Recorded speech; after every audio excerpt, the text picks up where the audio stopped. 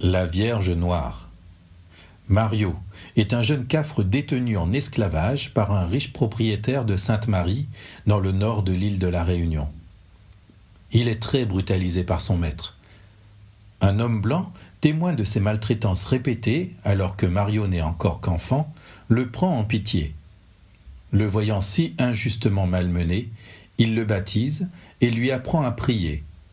Cet homme lui offre également un objet béni, une petite statuette de la Sainte Vierge en bois d'ébène, noire comme lui.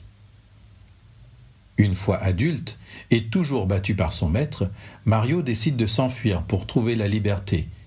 Il part donc se réfugier près de la rivière des Pluies, à l'entrée de gorges profondes. Dans l'excavation d'un rocher, il dépose sa petite Vierge noire en bois qu'il fleurit tous les jours. 3 ans passent depuis l'évasion de l'esclave. Malgré bien des recherches, jamais personne n'a pu relever sa trace.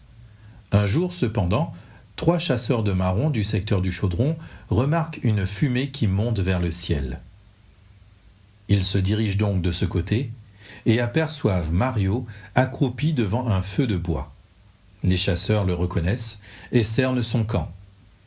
Affolé, Mario se jette à genoux devant la petite statuette et s'écrie « Ô Sainte Vierge de moi de misère, sauve à moi, protège à moi, veille sur moi. » Tout à coup, les branches d'un bougainvillier à bouquet de pourpre s'élancent et recouvrent en quelques secondes toutes les parois du rocher pour protéger Mario. Les rameaux épineux de la liane forment un tel fouillis que ni les haches, ni les sabres des chasseurs ne peuvent en venir à bout. Plus ils coupent, plus ils cognent avec rage, plus les branches se resserrent et plus les fleurs éclatent en gerbes.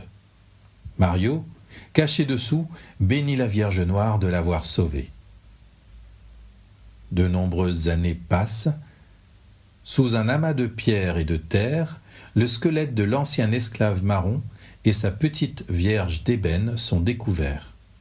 La caverne est alors déblayée et restaurée, sans toucher au bougainvillier miraculeux qui ne cesse de fleurir. La statue de la Vierge Noire est aujourd'hui vénérée par les Réunionnais qui continuent fidèlement à la fleurir, comme le faisait Mario.